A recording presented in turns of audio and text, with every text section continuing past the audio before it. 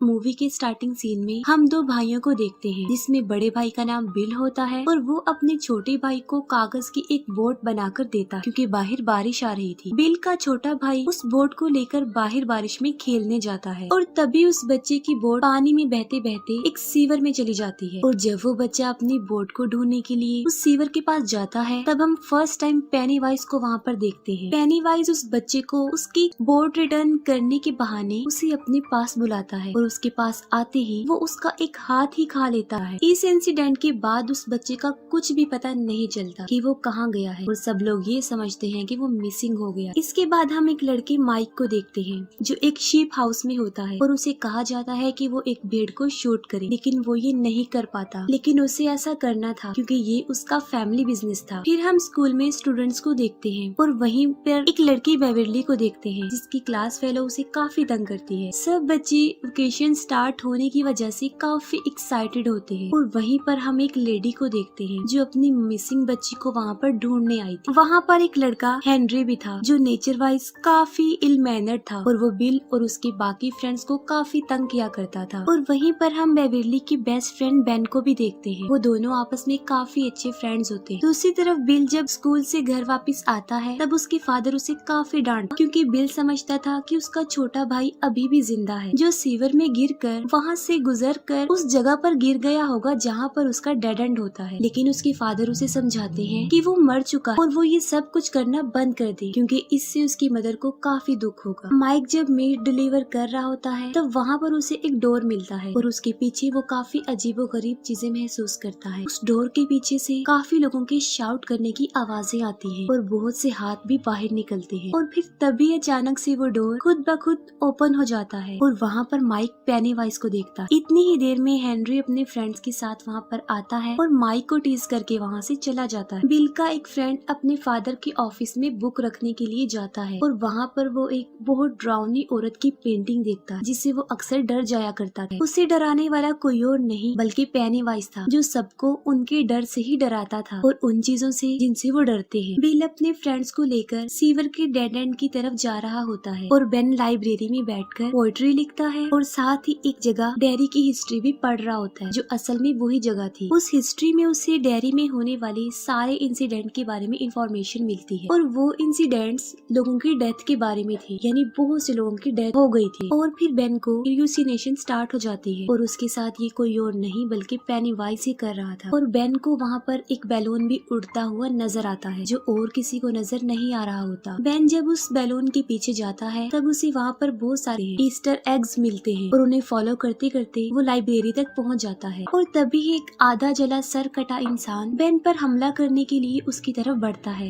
लेकिन बेन वहाँ से भाग जाता है। बेन जब वहाँ से जा रहा होता है, तब हेनरी और उसके फ्रेंड्स उसे पकड़ लेते हैं, उसे काफी परेशान करते हैं और यहाँ तक कि हेनरी एक नाइफ से उसके पेट पर एच लिख देता है। इसी दौरान कार में एक कपल भी वहाँ से गुजरता है और बेन उनसे हेल्प मांगता है, लेकिन वो लोग उसकी एक नहीं सुनते। उसी कार में बेन एक रेड बैलून देखता है, जिससे ये साफ जाहिर था कि वो कपल जो गाड़ी में बैठा हुआ है, अब वो भी पेनीवाइज के कब्जे में आ चुके हैं। तभी किसी तरह बेन अपनी जान छुड़ाकर वहाँ से भाग जाता है और वो बैड ग्रुप उसका पीछा करते हैं। दूसरी तरफ बिल अपने फ्रेंड्स के साथ उस सिटी के सीवर के डेड एंड पर अपने भाई को ढूंढ रहा होता है, लेकिन वहाँ पर उसे किसी और बच्चे का जूता मिलता है। लेकिन इससे पहले कि वो सब लोग बिल के भाई को ढूंढने के लिए अंदर जाते, इंजर्ड बेन वहाँ पर आ जाता है। वहीं पर बिल का एक फ्रेंड बिल के छोटे भाई को ढूंढने के लिए अंदर चला जाता है और वहाँ पर उसे बहुत सारे गोस्ट नजर आते हैं। उसे वहाँ पर बहुत सारी सॉल्स नजर आती है और पेनीवाइज उसे मार डालता है। बिल और उसके बाकी फ्रेंड्स बेन के लिए बैंडेज इक्विपमेंट्स ले रहे होते हैं, लेकिन उनके पास पैसे कम होते हैं। उसी मार्केट में बेवरली भी होती है, जो मेडिसिन लेने में उनकी हेल्प करती है। और फिर ये फ्रेंड्स ग्रुप बेवरली को उनके साथ तालाब पर चलने के लिए इनवाइट करते हैं। बेवरली जब घर पहुंचती है, तब उसके फादर एज यूजुअल उसके साथ काफी अजीब बिहेव करते हैं। अपने फादर के बिहेवियर की वजह से बेवरली काफी अपसेट रहती थी और इस बार तो वो इतनी दुखी होती है कि वो अपने बाल काट लेती। फिर वो सब फ्रेंड्स और बेवरली तालाब पर काफी इंजॉय करते हैं। ये सब फ्रेंड्स मिलकर बेन के घर जाते हैं और वहाँ पर उसका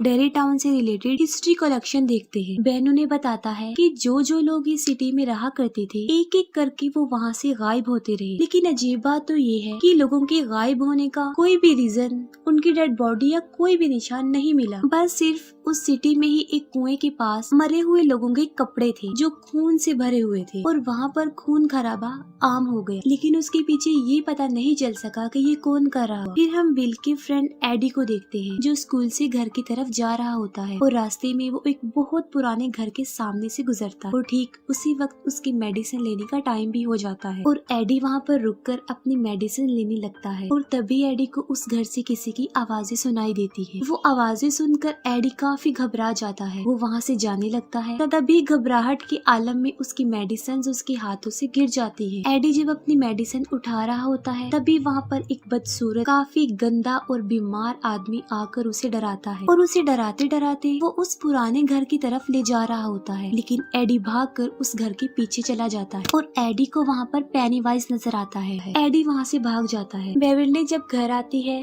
तब उसे एक पोएट्री कार्ड मिलता है जिसे पढ़ने के लिए वो वॉशरूम में जाती है। बेवर्ली जब वो पोएट्री पढ़ रही होती है तब उसे वॉश सिंक से बच्चों की आवाजें सुनाई देती है। बेवर्ली जब एक मेजरिंग टेप उस सिंक के अंदर डालकर बाहर निकालती है तब वो खून से भरा हुआ वापस आता है और उस पे इंसानी बाल भी लगे होते हैं जो बेवर्ली की पूरी बॉडी से लिपट जाते हैं और उसे अंदर की तरफ खींचते हैं। इसके बाद उस वॉश सिंक से बहुत सारा खून तेजी से बाहर निकलता है और पूरा वॉशरूम और बेवर्ली खून से भर जाते हैं। बेवर्ली के रोने की आवाज सुन के उसके फादर भी वहाँ पर आ जाते हैं लेकिन वो ऐसा रिएक्ट करता है जैसे वहाँ पर कुछ भी नहीं हुआ। बिल जो कि अपने छोटे भाई को काफी मिस कर रहा होता है लेकिन तभी वहाँ पर उसे किसी के होने का एहसास होता है और वहीं पर उसे किसी के पाँव के निशान भी मिलता है और जब वो उन पैरों के निशान के पीछे जाता है तब उसे उसका छोटा भाई नजर आता है जो उसे बेसमेंट में ले जाता है। पहले बिल का छोटा भाई उसे इमोशनली ब्लैकमेल करता है और फिर देखते ही देखते एक शैतान में तब्दील हो जाता है और तभी वहाँ पर पेनीवाइज भी आ जाता है जो बिल पर अटैक कर देता है। लेकिन ठीक वक्त पर बिल अपनी जान बचा वहाँ से भाग जाता है। फिर बेवर्ली उन फ्रेंड्स को अपने घर बुलाकर उन्हें अपना वॉशरूम दिखाती है। सब बच्चे भी देखते हैं कि वहाँ पर बहुत ज्यादा खून है लेकिन बेवर्ली सोचती है कि उसके फादर को वो क्यों नहीं नजर आ। फिर वो सब मिलकर वॉशरूम क्लीन करते हैं। वो फ्रेंड्स आपस में डिस्कस करते हैं कि कुछ न कुछ तो गड़बड़ जरूर है क्योंकि उन लोगों के साथ भी कुछ न कुछ अजीबोगरीब हो रहा है और वो जोकर उनको भी नजर आता है। तभी कुछ दूर फासले पर उन्हें हेनरी की कार और माइक की साइकिल नजर आती है और वो माइक को बचाने के लिए फौरन भागते हैं। दूसरी तरफ हेनरी और उसके फ्रेंड्स जबरदस्ती माइक को कच्चा गोश्त खिलाने की कोशिश करते हैं और उसे काफी पीटते भी हैं। तभी कुछ दूर फासले पर माइक को पेनीवाइज नजर आता है जो एक बच्चे का हाथ खा रहा था और साथ साथ वो माइक को एक अजीब सी स्माइल भी दे रहा था और तभी फौरन वो फ्रेंड्स वहाँ पर पहुँच जाते हैं और हेनरी और उसके फ्रेंड्स पर पत्थरों की बारिश कर देते हैं और वो लोग माइक को सेव कर लेते हैं। फिर वो ग्रुप मिसिंग होने वाले बच्चों के पोस्टर देख रहे थे। तभी बेन उन्हें बताता है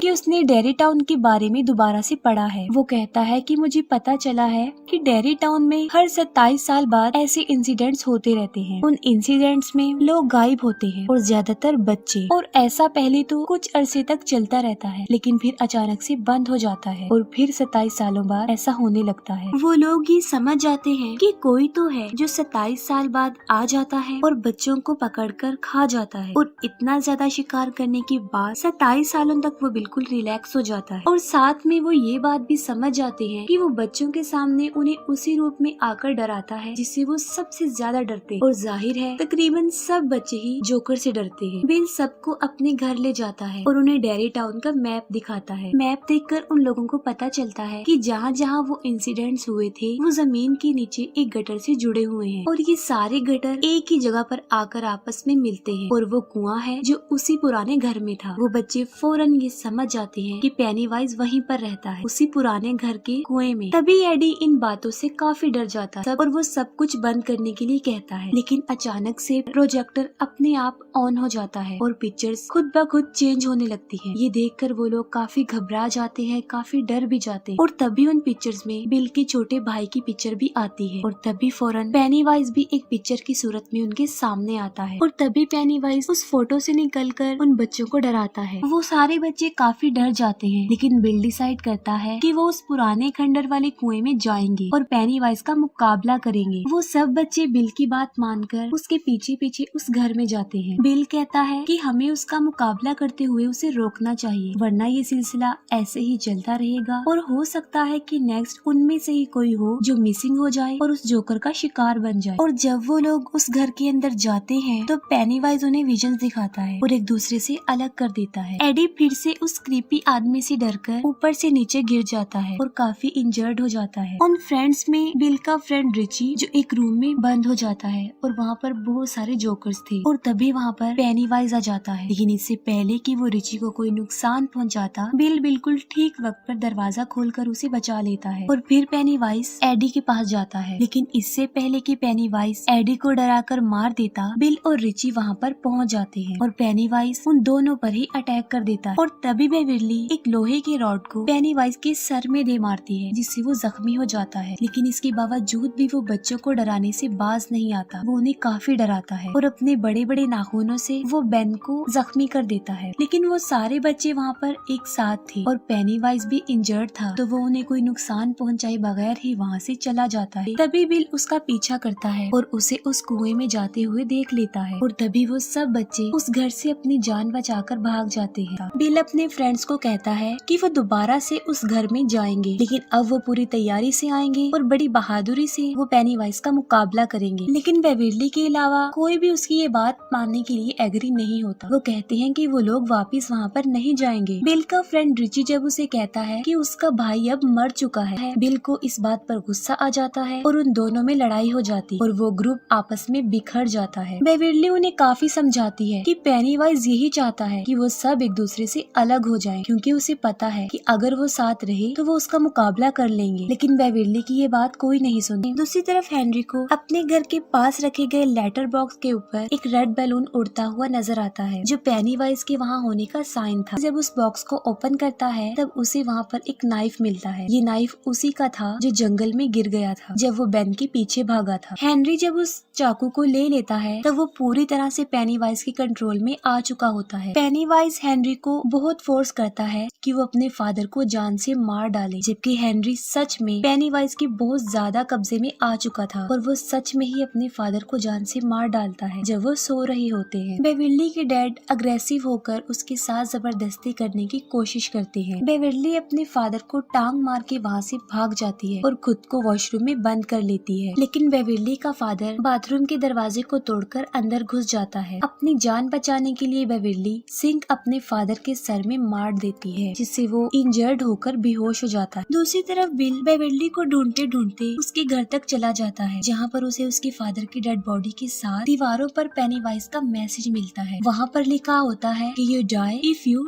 ट्राई। बिल अपने सब फ्रेंड्स को बताता है कि पेनीवाइज बेविरली को ले गया है और वो बेविरली को बचाने के लिए फिर से एक हो जाते हैं और फिर वो लोग दोबारा से उस घर में आते हैं। लेकिन इस बार वो अपनी पूरी तैयारी से पेनीवाइज का मुकाबला करने के लिए हथियार भी अपने साथ लाए होते हैं। दूसरी तरफ बेविरली के ऊपर खून के कुछ कतरे गिरते हैं, जिससे वो होश में आती है और वो देखती है कि वो एक गटर में है, जहाँ पर कचरे का एक बहुत बड़ा ढेर काफी ऊंचाई तक लगा होता है और वहाँ पर बच्चों की डेड बॉडीज भी हवा में फ्लाई करती है। तब बेविरली वहाँ से भागने की कोशिश करती है, लेकिन पेनीवाइज उस पर अटैक कर देता है और उसे काफी डराता है। लेकिन बेविरली नहीं डरती। बेविरली बड़ी बहादुरी से उसका मुकाबला करती है। पेनीवाइज जब देखता है कि वो उसे नहीं डर रही तो वो उसे उसका असली रूप दिखाता है और वो पेनीवाइज की एक डेड लाइट भी थी। उसे देख बेविरली फौरन बेहोश हो जाती है। सारे बच्चे कुएं से नीचे उतर जाते हैं, लेकिन सबसे लास्ट में जब माइक की बारी आती है तब हेनरी उस पर अटैक कर देता है। वो उसे मारने की कोशिश करता है, लेकिन माइक उसका मुकाबला करके कुएं से उसे काफी नीचे गिरा देता है। वो लोग जब नीचे उतर रहे होते हैं तब उनका एक फ्रेंड उनसे बिछड़ जाता है और यहाँ पर पेनीवाइज उस भयानक पेंटिंग वाली औरत की सूरत में उस पर अटैक कर देता है। बाकी फ्रेंड्स अपने उस दोस्त को ढूंढने के लिए वहाँ पर पहुँच जाते हैं, लेकिन इससे पहले कि पेनीवाइज उसे जान से मार डालता वो सब वहाँ पर पहुँच जाते हैं और पेनीवाइज वहाँ से भाग जाता है। और तभी बिल को अपना छोटा भाई भी वहाँ पर नजर आता है, जिसको फॉलो करते हुए वो बिल्कुल उसी जगह पर पहुँच जाता है जहाँ पर बेविरली भी थी। बेविरली हवा में लटकी हुई थी और बिल उसे नीचे लाने की कोशिश करता है और फिर बिल अपने भाई के पास चला जाता है। तभी बाकी फ्रेंड्स वहाँ पर आ जाते हैं और सब मिलकर बेविरली को नीचे उतारते हैं, लेकिन बेविरली होश में नहीं थी। वो सब उसे होश में लाने की कोशिश करते हैं, लेकिन स्टिल वो होश में नहीं आती। फिर बेन बेविली को हग करता है क्योंकि वो उसे लाइक करता था, तो इसी वजह से बेविली पेनीवाइज के ट्रैप से बाहर आ जाती है और बिल्कुल होश में आ जाती है। पेनीवाइज बिल को उसके छोटे भाई के रूप में काफी इमोशनली ब्लैकमेल करता है और उसे अपने साथ घर ले जाने के लिए भी कहता है। बिल उसकी बातें सुनकर रोता है और कहता है कि मैं जानता हूँ कि तुम मेरे भाई नहीं हो, और वो उसे गन से शूट कर देता है। और फिर पेनीवाइज अपने असली रूप में आकर उन सब पर अटैक कर देता है। वो सब बच्चे एक होकर उसका मुकाबला करते हैं, लेकिन फिर पेनीवाइज बिल को पकड़ लेता है। पेनीवाइज उनको बताता है कि तुम लोग मुझसे जितना डरोगे मेरी पावर उतनी ही ज्यादा बढ़ती जाएगी। वो कहता है कि तुम बिल मुझे दे दो, उसके बदले में मैं तुम्हारी जान बख्श दूंगा और तुम यहाँ से चले जाओ। मैं इसे खाकर 27 सालों तक सोने के लिए चला जाऊंगा और तुम लोग भी अपनी लाइफ में वापस चले जाओ। पेनीवाइज के यही अल्फाज उसी पर भारी पड़ जाते हैं। वो सब बच्चे बिल्कुल एक होकर उससे लड़ते हैं। पेनीवाइज उन बच्चों को हर उस रूप में डराने की कोशिश करता है जिससे वो सबसे ज्यादा डरते हैं, लेकिन वो बच्चे नहीं डरते। लेकिन अब पेनीवाइज उनसे डरने लगता है क्योंकि वो सब एक थे और डर भी नहीं रहे थे, और यहाँ तक कि मार मार के भी वो पेनीवाइज को काफी जख्मी कर चुके थे। उन बच्चों का बिल्कुल एक हो जाना पेनीवाइज को हारने पर मजबूर कर देता है और पेनीवाइज डरते हुए भूखा ही 27 सालों के लिए सोने के लिए चला जाता है। ये मूवी यहीं पर एंड हो जाती है।